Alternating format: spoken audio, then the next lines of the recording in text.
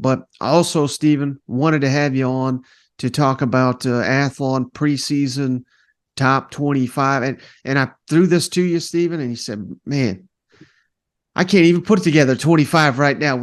Everything's fluid. Coordinator changes, transfer portal. We don't even know the players that are coming back, going to the NFL. There's just too much unknowns at this point in time to really put it out there. So this is all subject to change. And I think I've already got Steven second guessing his list off air. So why don't you give me, your top 15 that confident, I was going to say most confident, but you're probably not even, that's probably the wrong word. The least not confident in the others, I guess. But what are you looking at right now, your top 15, looking ahead to the 2023 season?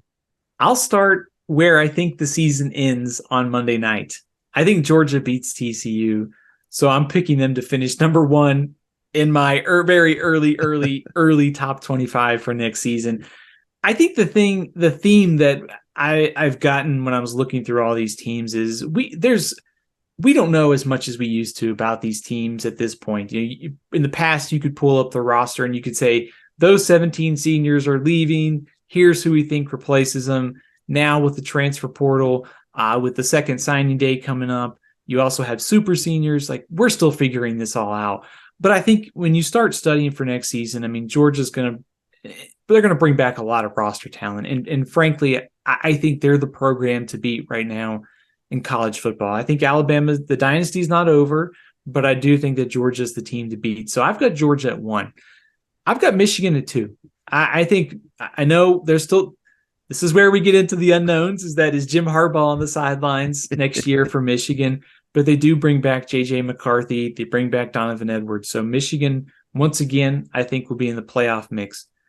Mike was giving me reasons to doubt Alabama at 3, and I picked him at 3. So, at this point, again, I think to Mike's point, I think you have to sort of default to teams that you expect to be track record, and that's Alabama. So I've got Georgia, Michigan, Alabama, Ohio State at 4, USC at 5, and I've got LSU at 6. Thoughts, Mike? Am I crazy? Hell yeah, you're crazy. We don't know who's going to be calling plays for Alabama. We don't know the quarterback. We don't know top running back. Let's see. Best defensive player in college football is gone. Pete Golding, won't he be there? I'm sure you're right. Alabama will be there, but at this point in time, we're kind of projecting on a lot of unknowns. So in a month from now, 2 months from now, once spring rolls around, they'll probably have the answers to all these questions. But right now, I wouldn't even put Alabama in the top 3 in the SEC. That's probably crazy talk, but hey, I'm just going off of what we've got to work with right now as we're recording January 3rd. No, I think the questions for Alabama are significant. I mean, we can start at quarterback. I think Ty Simpson or Jalen Milroe, whoever it ends up being, will give them good quarterback play. But Jermaine Burton and some of the other receivers coming back, they've lost some guys to transfer, but I think they'll be fine at receiver and running back. I'm a little bit worried about the offensive line at this point. We'll see how the starting 5 shakes out, especially as we get closer to spring practice. I think putting Alabama in the top 4 at this point is just sort of a nod that, hey, they've been good. They've got Nick Saban. The schedule's not too difficult next year. I think you could also look at this as saying, hey, if you're trying to decide between Alabama and LSU, the game's in Tuscaloosa. It's a huge revenge game. It's not week 4. It's later in the season. So by then, Alabama's personnel will probably be sorted out. I do think LSU was the one team, I have them at 6 right now. I considered putting them ahead of Alabama. And if you move them up, you start talking about LSU being in that 3, 4, 5 range where they could easily make the playoff next year.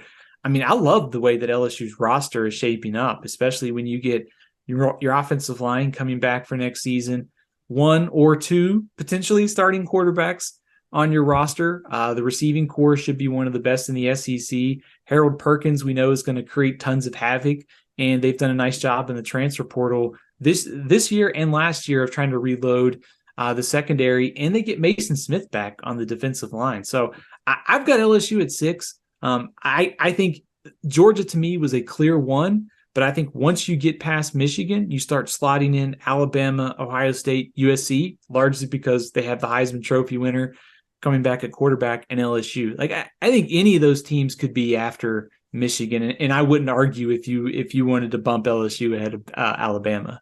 And one guy you hit on receivers, but I don't want to overlook, because in the bowl game, more and more for LSU, Mason Taylor, the tight end. I mean, isn't that something that I don't know what they're doing up there, or what Brian Kelly does, but it seems like every year he's got like an All-American tight end. That's his next one. I mean, I know he had a good year as a freshman, but if he continues to take another step outside of Brock Bowers, I don't know if there's going to be a better tight end in the country than Taylor there for LSU.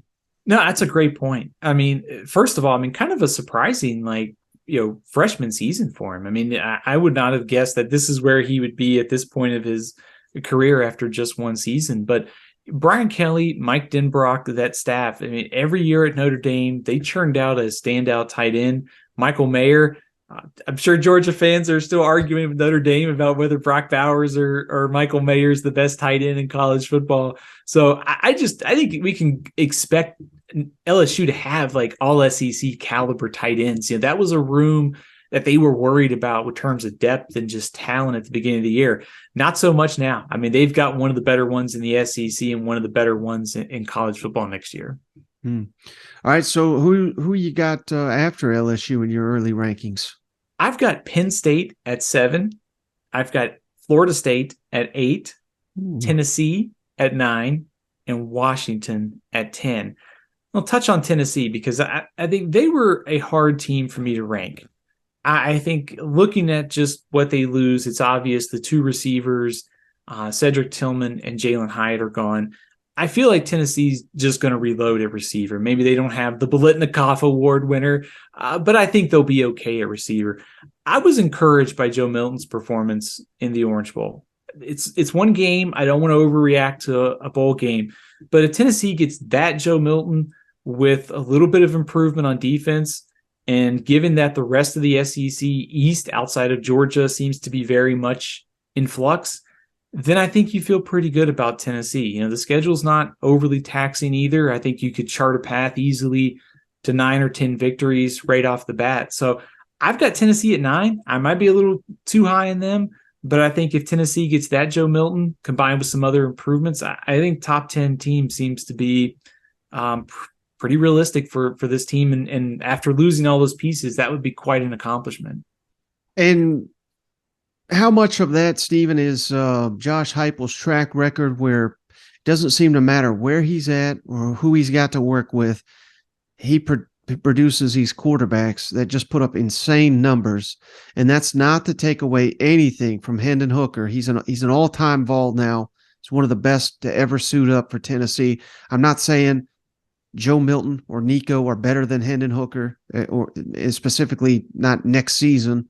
I'm not saying they will be, but it's kind of hard not to see the quarterback putting up a ton of production for Josh Heupel. And I think more importantly, and even some Tennessee fans ready to run off defensive coordinator Tim Banks after that South Carolina game, they keep getting better and better and better on the defensive side of the ball. They keep getting better talent.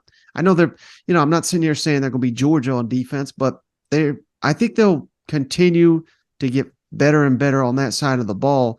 If the offense does probably take a slight step back, it was like an all-time top 3 offense this year. If they're top 10 next year, but the defense takes like 20 spots forward in the efficiency rankings.